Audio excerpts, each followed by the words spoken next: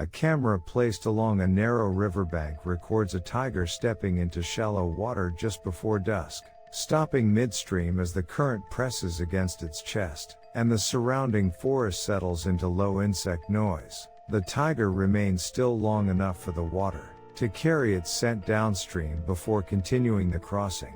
That pause in the river reflects a condition where movement itself increases detectability, more than stillness reduces opportunity.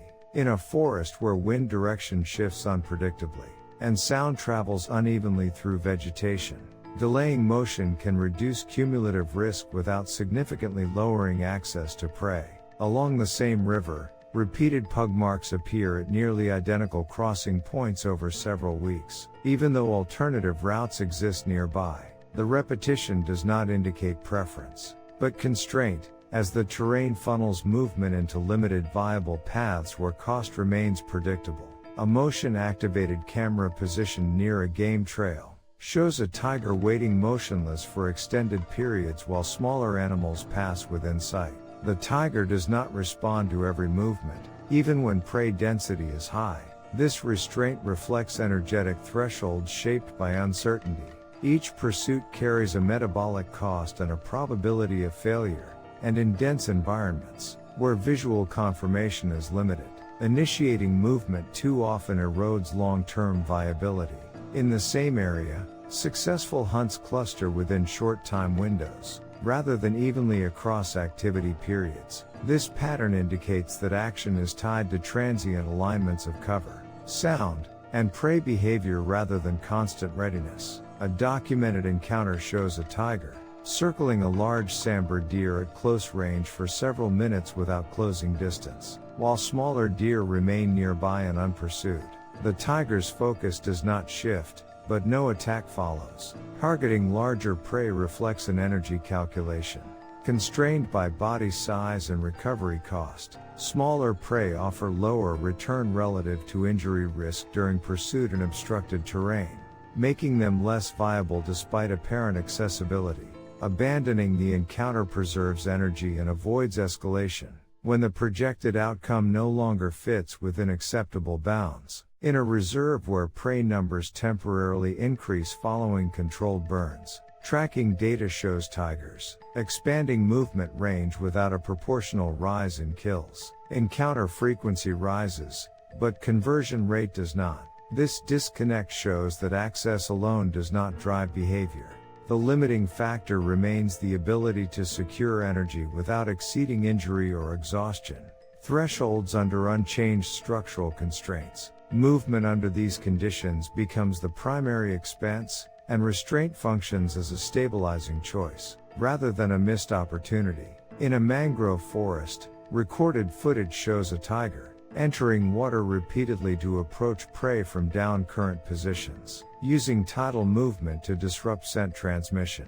The water dampens sound but increases resistance. This behavior persists only when water depth remains within a narrow range. As tides rise and resistance increases, the same approach disappears, replaced by inactivity along elevated ground. The shift reflects constraint adjustment rather than strategy change. Once the energetic cost exceeds tolerable limits, the behavior no longer remains viable.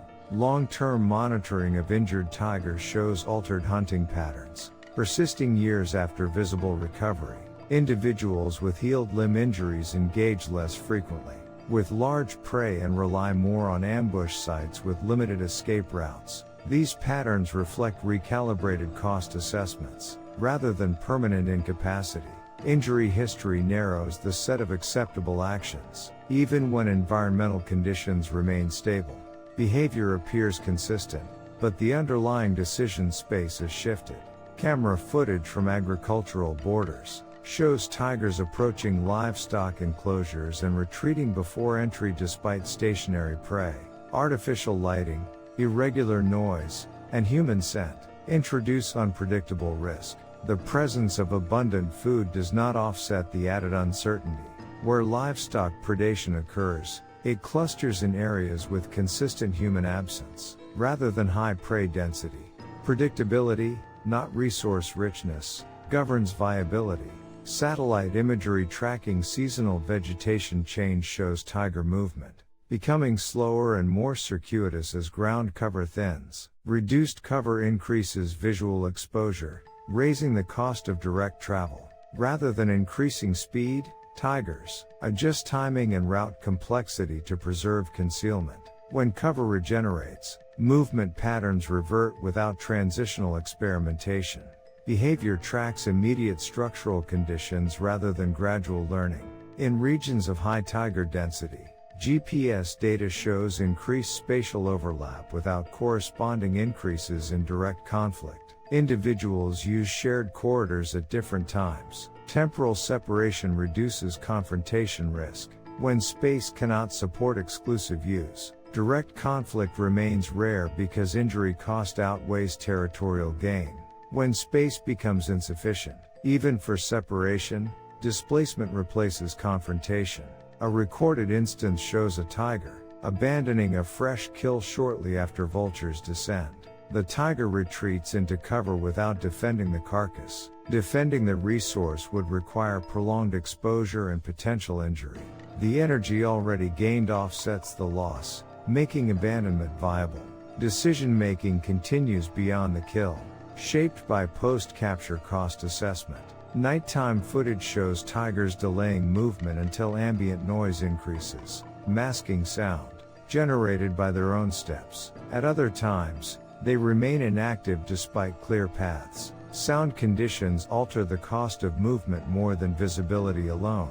Activity aligns with acoustic cover rather than darkness itself. In daylight, similar movement occurs only under wind or rain, where auditory detection drops. During mating season, camera records show increased movement and overlap between individuals, but not proportional increases in aggressive encounters. Risk tolerance shifts temporarily under reproductive pressure.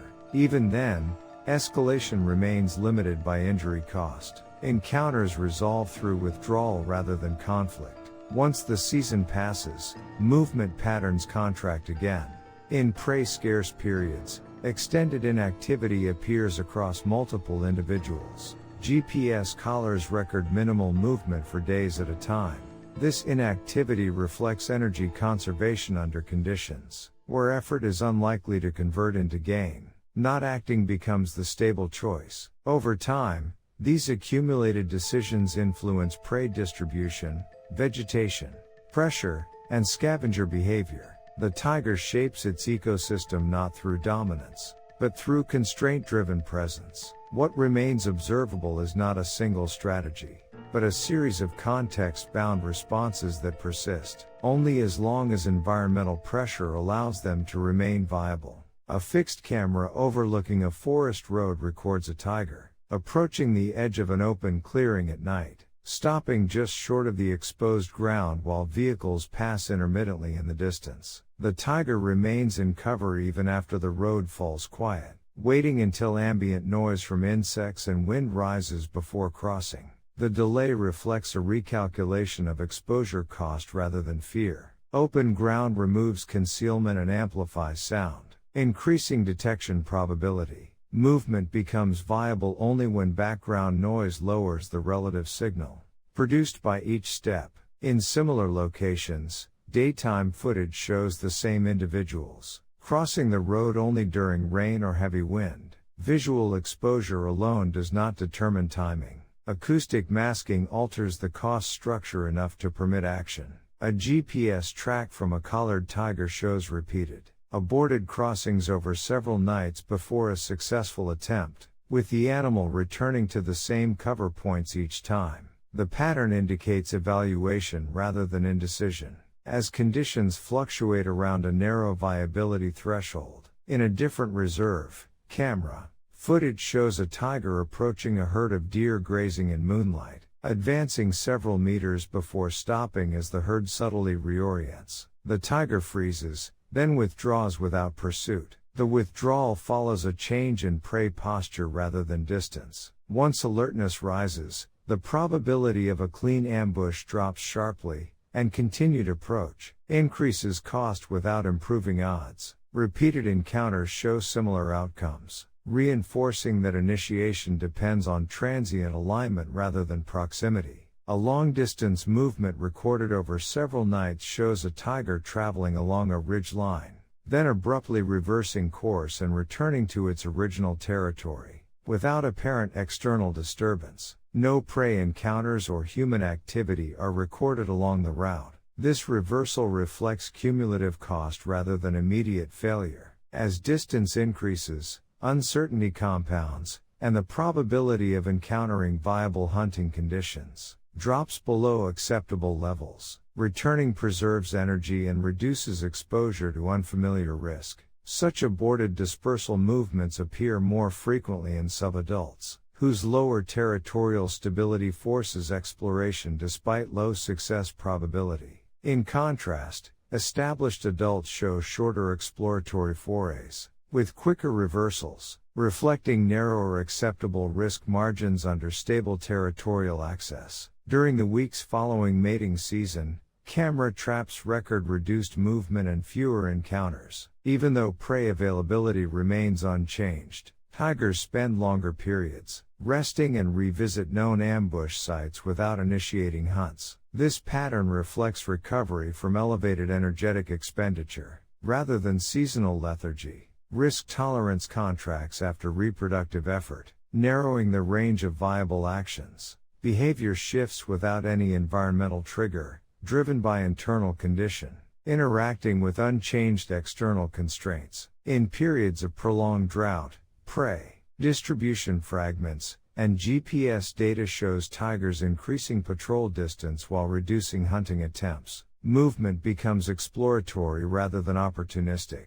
The increased travel reflects uncertainty rather than abundance. When prey encounters become unpredictable, searching replaces waiting, even at higher cost. As drought persists, movement eventually decreases again as search cost outweighs potential gain, leading to extended inactivity. Camera footage from these periods shows tigers resting near remaining water sources, without engaging nearby prey that approach cautiously. The animals conserve energy despite apparent opportunity. Not acting becomes viable when effort fails to reliably convert into intake. In flood seasons, the opposite pattern emerges. Prey disperses across newly available terrain, and tigers restrict movement to elevated ground, where predictability remains higher. Flood water erases scent trails, and alters sound transmission, increasing uncertainty. Restriction reduces exposure rather than expanding opportunity.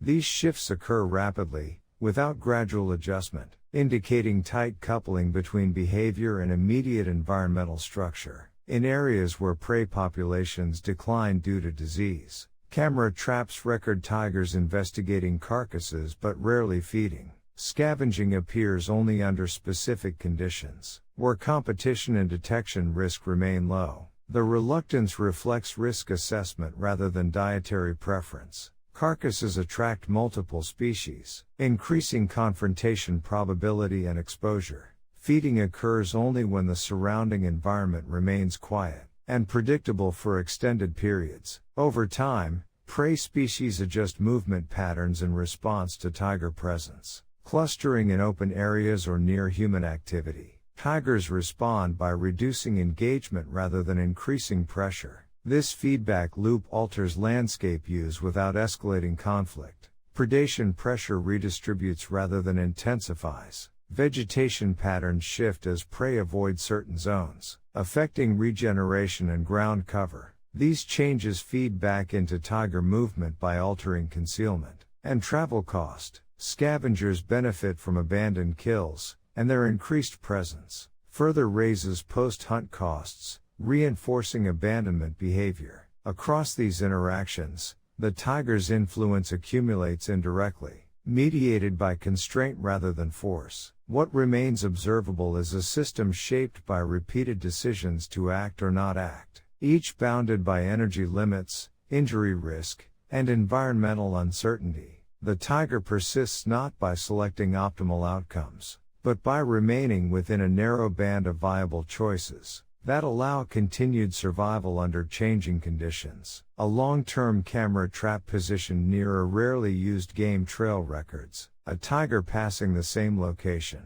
repeatedly over several years without ever initiating a hunt, despite occasional prey presence. The trail remains intact, with no signs of repeated stalking or chase. The absence of action reflects not oversight but accumulated evaluation. Repeated encounters under similar conditions have consistently failed to produce viable outcomes, making restraint the stable choice over time. This persistence shows that some behavioral patterns are shaped not by success, but by repeated non-conversion, where effort reliably fails to yield return. GPS data from the same individual shows gradual narrowing of movement corridors, with exploratory paths disappearing after repeated low-yield use. The reduction is not abrupt, but stepwise, corresponding to cumulative cost rather than sudden environmental change. Movement options shrink as history accumulates, limiting future choices without requiring learning in a cognitive sense. In another region,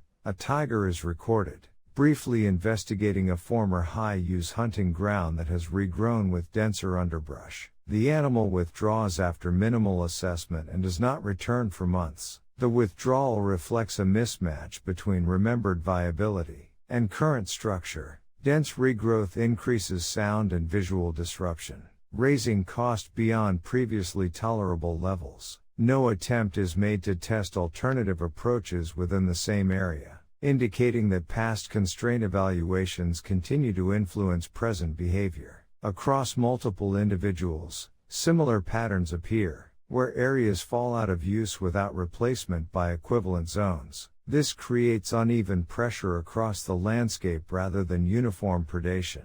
Prey species adjust movement accordingly, overusing abandoned zones and avoiding active corridors, further reinforcing spatial asymmetry. Over extended timescales, these localized absences shape vegetation structure and prey density, feeding back into the tiger's future options. What emerges is a landscape not actively controlled, but selectively ignored, where absence becomes as influential as presence. The system stabilizes not through optimization, but through the accumulation of choices that no longer need to be reconsidered under unchanged constraints.